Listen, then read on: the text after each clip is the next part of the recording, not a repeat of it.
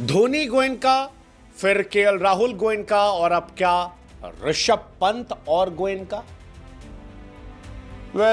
जो तस्वीरें आई हैं उसके बाद सुगबुगाहट शुरू हो गई है कि लखनऊ सुपर जायंट जिसने ऋषभ पंत को 27 करोड़ में खरीदा था,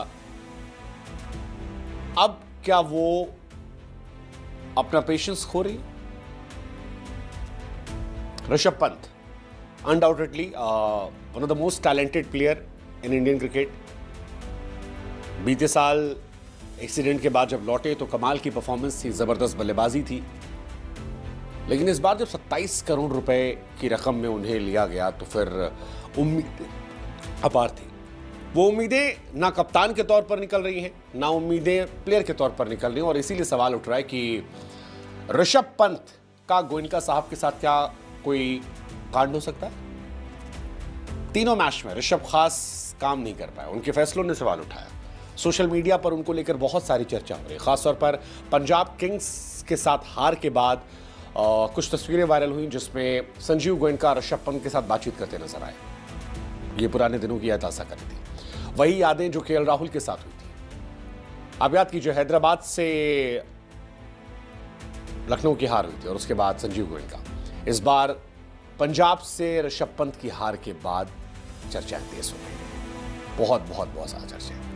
हालांकि हैदराबाद जिसने पिछले साल लखनऊ को हराया था, राहुल वाला कांड हुआ था, उससे लखनऊ जीत गई थी, और हैदराबाद पर जीत के बाद ऋषभ पंत को गोयनका ने गले भी लगाया था। लेकिन इस बार कहा जा रहा है कि वो भड़क गए।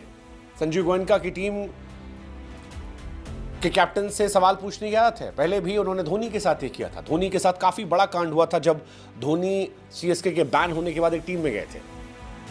उसके बाद केएल राहुल के साथ बीते साल हुआ, जबरदस्त तरीके का विवाद हुआ।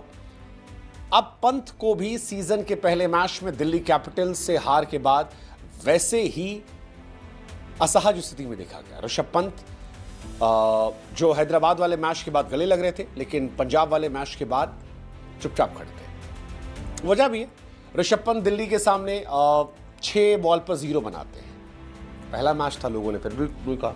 एसआरएच के सामने जहां उनकी टीम जीतती है वहां वो 15 गेंद पे 15 रन बनाते हैं। दिल्ली वाले मैच में ऋषभ पंत से स्टंपिंग मिस हुई थी, जिसकी वजह से दिल्ली के सामने लखनऊ की हार हुई थी। और तीसरा मैच जो पंजाब का था उसमें 5 गेंद में 2 रन बनाते हैं।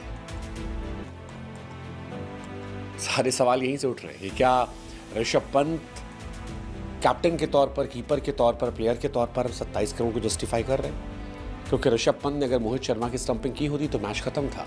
कैच ड्रॉप हुआ था, फिर स्पिनर को लाना, स्टंपिंग छोड़ना, बहुत सारे रीजन थे। और ऋषभ ने स्टेटमेंट पंजाब को लेकर दिया था, उसके बाद पंजाब का ट्रोल करना। क्या अब ये असहज की स्थिति बन सकता है? बिकॉज गोयनका साहब की इमेज है टॉक्सिक बॉस की। गोयनका खुद भी कहते हैं कि बॉस को ऐसा ही होना चाहिए, अच्छा करोगे तारीफ, नहीं करोगे सवाल।